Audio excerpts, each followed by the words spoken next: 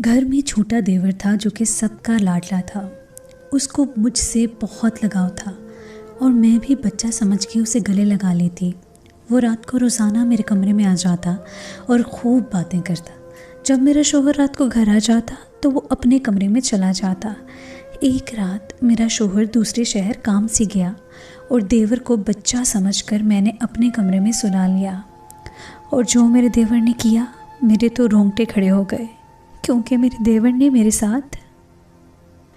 میری شادی کو ابھی 2 دن ہی گزرے تھے جب میری ساس میرے سب سے چھوٹے دیور کو میرے کمرے میں لے آئیں۔ 15 سال کا سارم کچھ شرمایا سا میری ساس کے ساتھ کھڑا تھا۔ میری ساس مسکراتے ہوئے مجھے کہنے لگی، جب سے تمہاری اعظم سے منگنی ہوئی ہے تب سے یہ میرے پیچھے پڑا تھا کہ میری بھابھی سے دوستی کروا دو، لیکن اس جھٹ پٹ کی منگنی اور 2 ماہ میں شادی نے تو مجھے بوکھلا کر رکھ دیا تھا۔ اب بھی 2 دن سے اس نے میری جان عذاب میں ڈال رکھی ہے کہ بھابھی سے دوستی کروا دو۔ میری ساس نے ایک ہی سانس میں سارا قصہ مجھے سنا دیا تھا۔ سارم کافی شرمیلا سا لڑکا تھا، اب بھی میری ساس کے پیچھے چھپا ان کے دوپٹے کو اپنی انگلی میں لپیٹ رہا تھا اور چور نظروں سے مجھے دیکھ رہا تھا۔ میں نے مسکرا کر اس کی طرف ہاتھ بڑھا دیا۔ ہچکچاتے ہوئے اس نے مجھ سے ہاتھ ملایا۔ میں نے کہا، تم لڑکی ہو کر اتنے شرمیلے ہو، میں تمہاری بھابھی ہوں، بالکل بڑی بہن جیسی ہوں، تم جب چاہیں مجھ سے بات کر سکتے ہو۔ میری بات پر وہ اپنے منہ سے کچھ نہیں بولا، بس مسکرا کر اس بات میں سر ہلانے لگا۔ میں سب سے بڑی بہو تھی، اعظم سے چھوٹی 2 بہنیں تھیں اور ان سے چھوٹا میرا دیور سارم تھا۔ اعظم بہت محبت کرنے والے اور خیال رکھنے والے شوہر تھے، سسرال والے بھی محبت کرنے والے تھے۔ پہلا قدم سارم کی طرف میں نے ہی بڑھایا تھا۔ وہ تو تھا 15 سال کا، لیکن ڈیل ڈول اور اونچے قد کی وجہ سے بڑا لگتا تھا۔ میں شام کو اس کے کمرے میں چلی جاتی اور اس سے ادھر ادھر کی باتیں کرنے لگتی۔ بہت جلد وہ مجھ سے گھل مل گیا تھا، میرے کمرے میں بھی بلا تکلف آ جاتا تھا۔ ایک بار میں اس کے کمرے میں گئی تو وہ ٹی وی دیکھ رہا تھا۔ مجھے دیکھ کر اس نے فوراً سے چینل بدل دیا اور گھبرا سا گیا۔ میں اس کے پاس جا کر بیٹھ گئی۔ مجھے اس کی اڑی ہوئی رنگت دیکھ کر نہ جانے کیوں کچھ شک سا ہونے لگا۔ ایسا بھی وہ کیا دیکھ رہا تھا جو مجھے دیکھتے ہی بدل گیا، اور اب یوں گھبرا رہا ہے جیسے میں نے اس کی کوئی چوری پکڑ لی ہو۔ میں نے اس سے پیار سے پوچھا کہ وہ ٹی وی پر دیکھ کیا رہا تھا۔ میرے سوال پر وہ تذبذب کا شکار ہو کر رہ گیا۔ نفی میں سر ہلانے لگا، کہنے لگا، کچھ بھی تو نہیں بھابھی، اس وقت ٹی وی پر کارٹون چل رہے تھے، میں نے کہا کہ جو تم دیکھ رہے تھے وہ لگاؤ۔ اس نے نظریں جھکائے وہ چینل لگا دیا جو وہ دیکھ رہا تھا۔ میں نے وہ دیکھتے ہی اپنی آنکھیں بند کر لیں اور کام کر رہ گئی۔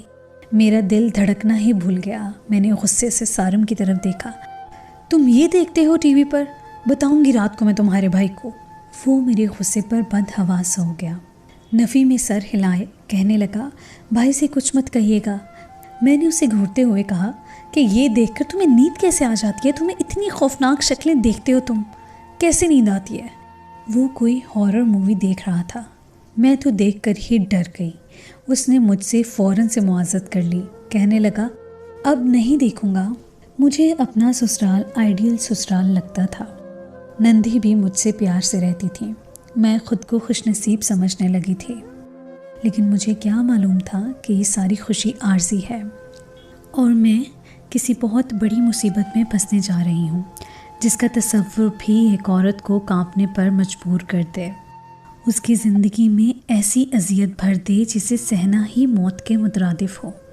میرے میکے میں سب سے چھوٹی تھی، اس لیے مجھے کوئی خاص توجہ نہیں ملی تھی۔ بھائی بہن بڑے تھے، سب آپس میں مل کر باتیں کرتے، اور جب میں ان کے پاس جاتی تو کہتے کہ تم چھوٹی ہو، تمہارا ہم بڑوں میں کیا کام۔ میں بھی اکیلے پن کا شکار ہو گئی تھی۔ مجھے سارم کو دیکھ کر اپنی محرومی سی یاد آنے لگی۔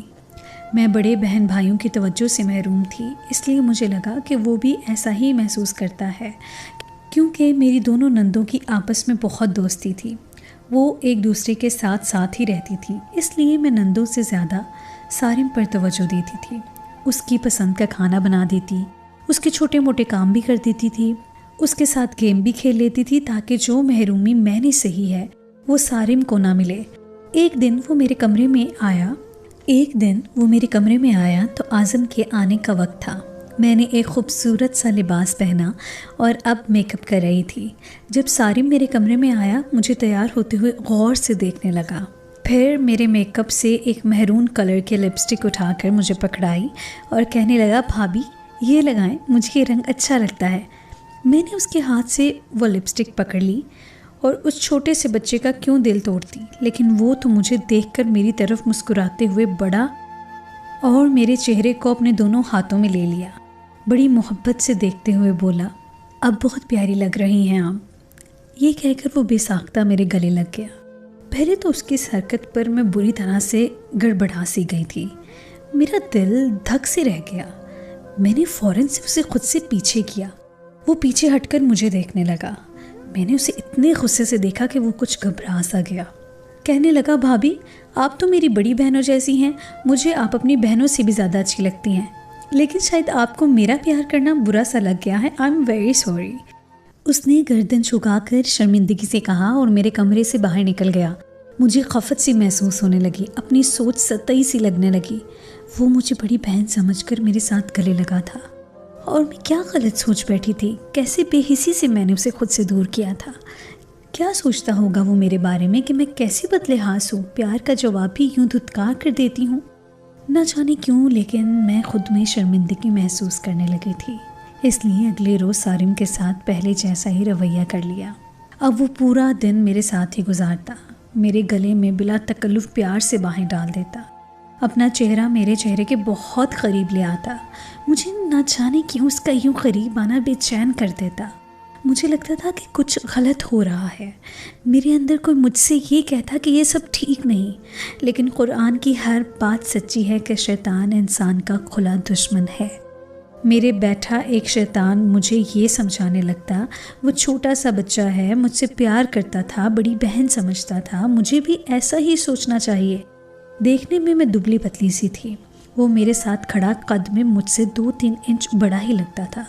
جب وہ اسکول سے واپس آتا میں کچن میں کھانا بنا رہی ہوتی تھی، وہ اندر آتے ہی میرے ساتھ لگ جاتا۔ مجھے الجھن سی ہونے لگتی کہ میں گرمی میں روٹی بناتے ہوئے پسینے میں شرابور چولہے کے سامنے کھڑی ہوتی ہوں۔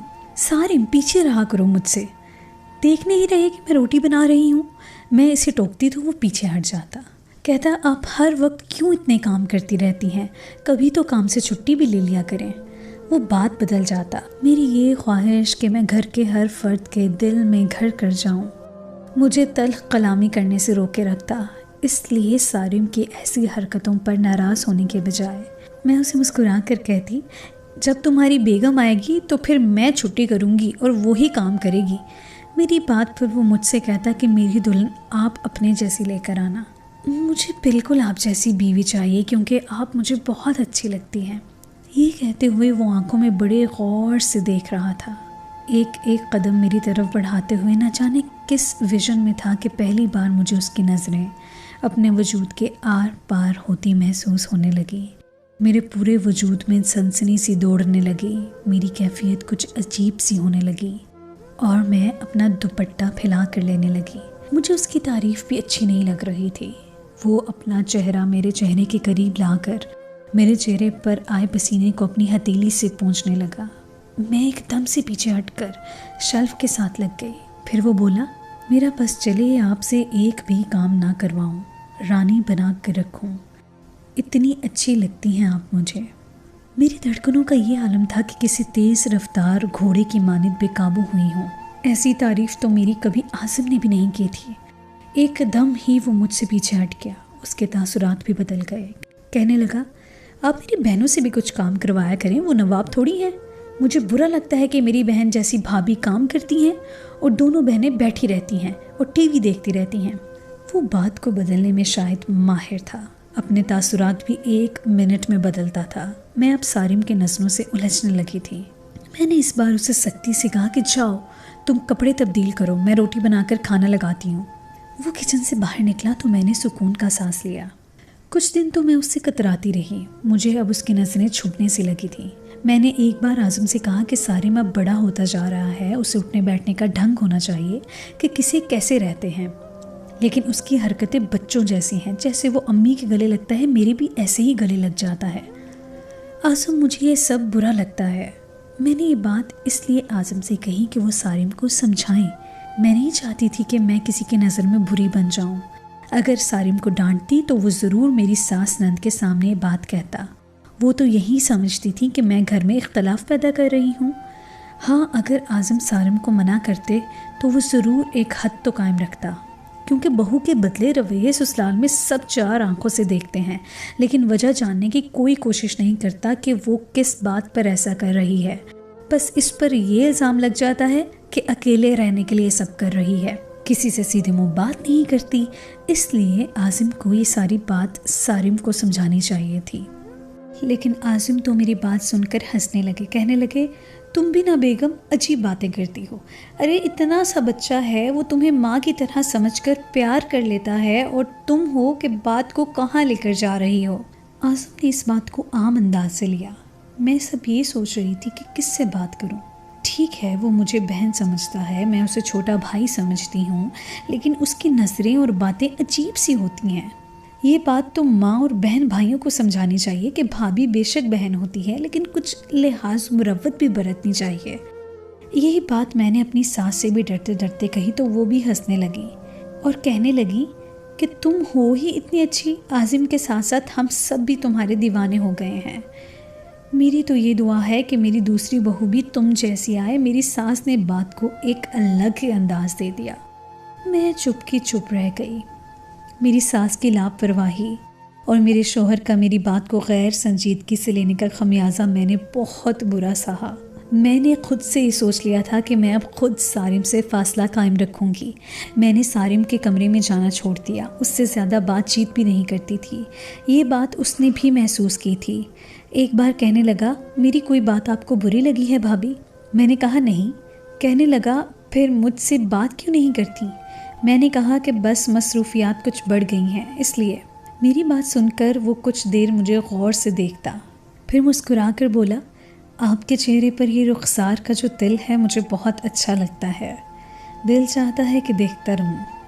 میں نے اسے پیار سے سمجھاتے ہوئے کہا کہ مجھے اتنے غور سے مت دیکھا کرو، بری بات ہے، بہنوں سے ایسی باتیں نہیں کرتے، نہ ہی انہیں یوں دیکھتے ہیں۔ میری بات پر وہ سنبھل سا گیا اور پھر وہاں سے چلا گیا۔ کچھ دن سے میری طبیعت سست سی تھی، مجھے چکر بھی آ رہے تھے۔ جب اعظم مجھے ڈاکٹر پر لے کر گئے تو پتہ چلا کہ میں امید سے ہوں۔ اس خبر نے تو میرے سسرال میں خوشی کی لہر ہی دوڑا دی۔ سب میرا بہت خیال رکھنے لگے، لیکن ڈاکٹر نے مجھے کچھ دن بیڈ ریسٹ کا مشورہ دیا۔ اب کچن کا سارا کام میری ساس اور نندے سنبھالتی، میرا زیادہ وقت اپنے کمرے میں گزرتا۔ ایک رات میرے شوہر، ساس اور نندے کسی شادی پر جانے کو تیار تھیں، لیکن شادی حیدرآباد میں تھی۔ مجھے سفر منع تھا اور سارم نہ جانے کیوں ٹیسٹ کا بہانہ بنا کر گھر پر رک گیا۔ کہنے لگا کہ کل اسکول ٹیسٹ ہے، وہ نہیں جائے گا۔ میں اپنی امی کے گھر جانے کا سوچ رہی تھی، لیکن سارم کی وجہ سے میری ساس نے مجھ سے کہا تم گھر پر ہی رک جاؤ، رات تک ہم لوٹ آئیں گے، شادی تو شام کو ہی ختم ہو جائے گی۔ اور میں سدا کی باولی جو یہ چاہتی تھی کہ میری سسرال کا ہر فرد مجھ سے خوش اور راضی بازی ہو، جو کہ کبھی بھی ممکن نہیں ہو سکتا، ساس کی بات مان گئی۔ رات کے کھانے کے بعد میں اپنے کمرے میں چلی گئی، دروازہ بھی لاک کر دیا۔ مجھے نیند آ رہی تھی۔ پھر عازم لوگ بھی حیدرآباد سے نکلنے ہی والے تھے کہ کالے بادل یک یک سے رات کو اور بھی اندھیر کر گئے۔ ایسی طوفانی بارش شروع ہوئی کہ عازم نے کہا کہ ہمارا یہاں سے نکلنا مشکل ہے، ہم صبح ہی پہنچیں گے۔ پھر مجھ سے کہنے لگے کہ سارم کو تیز بارش اور بادلوں کی گرج سے خوف آتا ہے، وہ اکیلا ڈر نہ جائے، اس لیے اسے اپنے کمرے میں ہی سلا لینا۔ یہ سن کر مجھے اچھا نہیں لگا۔ میں بھلا اسے اپنے کمرے میں کیوں سلانے لگی؟ میں نے کہا عازم وہ اتنا چھوٹا تو نہیں ہے کہ بارش سے خوف کھائے، مجھے سارم کو اپنے کمرے میں سلانا غیر مناسب سا لگ رہا تھا۔ عازم اس بار مجھ سے سختی سے بولے، یہ کیا تم ہر وقت اسے بڑے ہو جانے کی رٹ لگائی رہتی ہو؟ وہ بچہ ہی ہے، اس کی سوچ بچوں جیسی ہے، میرے ساتھ مزید بحث مت کرو اور جو کہہ رہا ہوں وہ کرو۔ عازم نے فون بند کر دیا، لیکن میں نے بھی سارم کو کمرے میں نہیں بلایا۔ میں لیٹ کر سو گئی۔ رات کو نہ جانے کون سا پہر تھا جب بادل اتنی زور سے گرجا جیسے کہیں بجلی گری ہو۔ اس قدر ہیبت ناک آواز تھی کہ میں بھی اٹھ کر بیٹھ گئی تھی، ساتھ ہی لائٹ بھی چلی گئی۔ میرا دروازہ اس قدر زور سے کھڑکا کہ میں ڈر کے مارے اچھل کر رہ گئی۔ اندھیرے میں مجھے ٹھیک سے کچھ نظر نہیں آ رہا تھا۔ میں نے پوچھا کون ہے؟ کہنے لگا میں سارم ہوں بھابھی، جلدی دروازہ کھولیں، مجھے ڈر لگ رہا ہے۔ میں اندھیرے میں بمشکل چلتی ہوئی دروازے تک پہنچی۔ میری کمر میں تکلیف تھی اور میں کچھ دنوں سے نقاہت سی محسوس کر رہی تھی۔ میں نے دروازہ کھولا تو ہاتھ میں ٹارچ لائٹ پکڑے سارم بڑا بدحواس سا کھڑا تھا۔ کہنے لگا مجھے ڈر لگ رہا ہے۔ اس کے چہرے کی ہوائیں بھی اڑی تھیں۔ پھر عازم نے بھی کہا تھا کہ اسے کمرے میں سلا لینا، وہ اس وقت خوفزدہ سے لگ رہا تھا۔ میں نے اسے کمرے میں آنے دیا۔ اندر آتے ہی اس نے کمرے کا دروازہ بند کر کے لاک کر دیا۔ کہنے لگا مجھے ڈر لگ رہا ہے۔ یہ کہہ کر وہ میرے ساتھ لگ گیا۔ وہ اس وقت حد درجہ خوف زدہ سا لگ رہا تھا۔ میں نے اسے کسی چھوٹے بچے کی طرح یوں تسلی دی، کچھ نہیں ہوتا، میں ہوں نا تمہارے پاس۔ آہستہ آہستہ اس کی گرفت مجھ پر بے حد مضبوط ہونے لگی۔ مجھے لگا شاید خوف کے مارے وہ ایک ماں یا بڑی بہن سمجھ کر میرے ساتھ لگا ہے، لیکن کچھ پل میں اس کی ہاتھ میری کمر پر بے خودی سے چلنے لگے۔ مجھے کرنٹ سا لگا۔ اس کی پکڑ اور اس کی میری کمر پر چلتی انگلیاں مجھے کچھ اور ہی سمجھا رہی تھی۔ مجھے یوں لگا میرے وجود پر انگارے سے دہلنے لگے ہیں۔ میں نے اسے دھکیل کر خود سے پیچھے کیا۔ یکدم ہی لائٹ آ گئی۔ بارش کا شور بھی کم ہو چکا تھا، جیسے طوفان اب تھم چکا ہو۔ سارم کے چہرے کے تاثرات مجھے یکسر بدلے ہوئے لگنے لگے۔ وہ مجھے کہیں سے بھی خوفزدہ نہیں لگ رہا تھا۔ میں نے کہا جاؤ یہاں سے، اب ڈرنے کی کوئی بات نہیں، بارش کم ہو گئی ہے، طوفان تھم چکا ہے۔ لیکن وہ عجیب سی مسکراہٹ چہرے پر سجائے کہنے لگا لیکن میرے اندر کا طوفان تو ابھی تک نہیں تھما، ایک بار وہ تھم جائے تو چلا جاؤں گا۔ میں اس کی باتیں سن کر دنگ سی ہوئی تھی۔ وہ کہیں سے بھی مجھے 15 سال کا بچہ نہیں لگ رہا تھا۔ اس کی باتیں، اس کی نظریں کچھ بھی بچکانا نہیں تھی۔ وہ میرے قریب آنے لگا۔ سارم یہ تم کس قسم کی باتیں کر رہے ہو؟ ہوش میں تو ہو؟ کتنی بار سمجھاؤں تمہیں کہ بڑی بہنوں سے ایسی باتیں نہیں کرتے۔ میری بات سن کر وہ ہنسنے لگا، کہنے لگا کون سی بہن؟ کیسی بہن؟ میری صرف 2 بہنیں ہیں۔ آپ تو مجھے دیکھتے ہی اچھی لگنے لگی تھیں۔ آپ کے قریب آنے کے تو میں بہانے ڈھونڈتا تھا۔ آپ کی قربت مجھے اچھی لگتی تھی۔ اس کی باتیں میرے کانوں میں یوں پڑ رہی تھیں گویا کوئی گرم پگھلتا ہوا سیسا ڈال رہا ہو۔ سارم میں اور ایک ہوس شدہ مرد میں اس وقت فرق کرنا مشکل تھا۔ میں نے کہا شرم نہیں آتی تمہیں؟ تم ماں جیسی بھابھی پر نظر رکھتے ہو۔ میں چلا کر بولی۔ وہ بے خوف میرے سامنے کھڑا تھا۔ کہنے لگا میں نے آپ کو ماں سمجھا ہی کب تھا؟ میں تو آپ سے بہت محبت کرتا ہوں اور اس کا میں نے کئی بار اظہار بھی کیا ہے۔ آپ شاید بھول گئی ہیں۔ میں نے اسے خود سے دور کرنا چاہا، لیکن نہ جانے کہاں سے اس میں اتنی طاقت آ گئی تھی کہ مجھے اپنا آپ اس کے آگے بے بس لگ رہا تھا۔ کچھ میری طبیعت بھی ٹھیک نہیں تھی۔ کمرے کی بتی گل ہوتے ہی میری قسمت بھی گل ہو چکی تھی۔ میرا کوئی احتجاج، انکار، رونا، منت سماجت کچھ بھی میرے کام نہیں آیا۔ وہ رات میرے لیے سیاہ کالی رات بن کر آئی تھی۔ وہ اپنی سیاہی میرے منہ پر مل گئی تھی۔ صبح میں بے تحاشا رو رہی تھی۔ سارم بڑی ڈٹائی سے میرے سامنے بیٹھا تھا۔ کہنے لگا اگر آپ نے کسی سے بھی کچھ کہا تو انجام کے ذمہ دار آپ ہوگی۔ مجھے اس کی شکل سے بھی نفرت ہونے لگی۔ اس وقت میں دوہری اذیت کو سہ رہی تھی۔ ایک میرے پیٹ میں درد تھا، دوسرا میری روح بری طرح سے گھائل ہو چکی تھی۔ مجھے سامنے بیٹھے 15 سالہ مرد سے گھن آ رہی تھی۔ میں نے غصے سے اسے کہا کہ دفع ہو جاؤ میری نظروں کے سامنے سے۔ میں تمہاری ہر بات عازم کو بتاؤں گی، تمہاری ماں بہن کو بتاؤں گی جو تم جیسے کمینے کو بچہ سمجھتے ہیں۔ وہ میری بات پر بھی گھبرایا نہیں، بلکہ کہنے لگا کہ آپ یہ شوق بھی پورا کر کے دیکھ لیں، لیکن جھوٹی آپ ہی پڑیں گی۔ میں اس گھر کا بیٹا ہوں، مجھ پر کبھی کوئی ایسا الزام نہیں لگائے گا۔ اگر آپ اپنا گھر بچانا چاہتی ہیں تو زبان بند رکھیے۔ میں نے نفرت سے اسے دیکھا تھا۔ وہ میرے کمرے سے باہر چلا گیا۔ میں پھوٹ پھوٹ کر رونے لگی۔ میرا جی چاہا کہ کچن سے تیز دھار چاقو لوں اور سارم کو جان سے مار ڈالوں۔ اپنے اور میرے درمیان رشتے کا تقدس اس نے پامال کر کے رکھ دیا تھا۔ باہر کی بیل بجی تو میں درد کے باوجود بھاگتی ہوئی باہر گئی۔ میں دروازہ کھولا تو سامنے عازم اور میری ساس اور نندے کھڑی تھی۔ میں عازم کے ساتھ لگ کر بلک بلک کر رونے لگی۔ میرے پیٹ کا درد بڑھنے لگا، اتنی شدت سے اٹھا کہ میں تڑپنے لگی۔ عازم پریشان سے ہو گئے۔ میری آنکھوں کے سامنے اندھیرا سا آ گیا۔ میں ہوش سے غافل ہوئی تھی۔ جب مجھے ہوش آیا تو عازم میرے پاس بیٹھے تھے، میری ساس میرے سرہانے بیٹھی تھیں۔ کہنے لگی کہ جب تمہیں احتیاط کا کہا تھا تو کیوں سارے گھر کا کام کرتی رہی تھی؟ کھانا تو ہم بنا کر گئے تھے، دیکھ لیا تم نے کام کرنے کا نتیجہ، اللہ نے بال بال تمہارے بچے کو بچایا ہے، اب میں تمہیں بستر سے اٹھنے بھی نہیں دوں گی۔ شاید یہ جھوٹ بھی سارم نے بولا تھا کہ میں گھر کے کام کر رہی تھی۔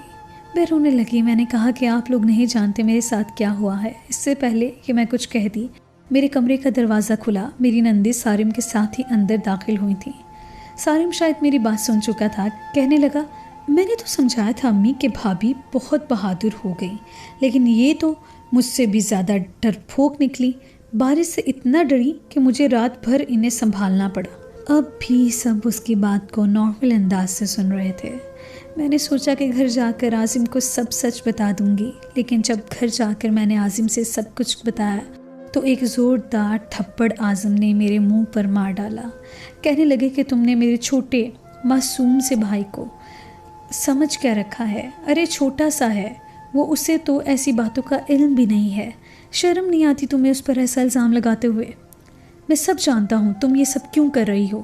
دیکھو میں اس گھر کا بڑا بیٹا ہوں، اپنے دماغ سے خناس نکال دو کہ تمہاری ایسی باتیں سن کر میں تمہیں سچا کہوں گا۔ میں تمہیں سچا کہہ کر الگ نہیں ہو جاؤں گا۔ تم اگر میرے بچے کی ماں نہ بننے والی ہوتی تو میں طلاق دے دیتا۔ میرے چھوٹے بھائی پر تم ہوتی کون ہو الزام لگانے والی؟ میں پھٹی پھٹی آنکھوں سے عاظم کو دیکھ رہی تھی۔ کیا یہ وہی عاظم تھے جو مجھ سے بہت محبت کرتے تھے، یا شاید ان کی محبت مجھ سے اس لیے تھی کہ میں ان کے گھر والوں کا خیال رکھتی تھی اور ان کے گھٹیا بھائی کی بدتمیزیاں ہنس کر برداشت کر رہی تھی؟ میری حیثیت مجھ پر کھل چکی تھی، میری اب تک کی ساری خدمت بے معنی ہو چکی تھی۔ انہیں کبھی میری بات پر بھروسہ نہیں آ سکتا تھا کیونکہ انہیں اپنے بیٹے پر اعتبار تھا۔ میں نے اپنا سامان باندھا اور جانے کا فیصلہ کر لیا۔ عاصم نے مجھے ایک بار بھی نہیں روکا۔ میری ساس ہر بات سے انجان تھی۔ مجھے یوں بیگ اٹھائے دیکھ کر کہنے لگی، کہاں جا رہی ہو؟ میں نے کوئی جواب نہیں دیا۔ عاصم البتہ کہنے لگے کہ جانے دیں اسے، اس کا دماغ خراب ہو گیا ہے، یہ پاگل ہو گئی ہے، میں کہ جا کر شاید عقل آ جائے گی اس کے ٹھکانے۔ میں خاموشی سے باہر نکل گئی۔ یہ نہ تو یہ کوئی عام سی میاں بیوی کے بیچ ہونے والی لڑائی تھی، نہ ہی کوئی عام سی بات تھی جسے میں فراموش کر کے بیٹھی رہتی۔ میں نے رکشہ لیا اور اپنے گھر آ گئی۔ ساری حقیقت سے اپنی والدہ کو آگاہ کر دیا۔ وہ مجھ سے کہنے لگی کہ تم پڑھی لکھی ہو کر بھی کیسی یہ جہالت کر گئی سمیرا؟ کیا آپ صلی اللہ علیہ وآلہ وسلم کے فرمان کو تم نے نہیں سنا؟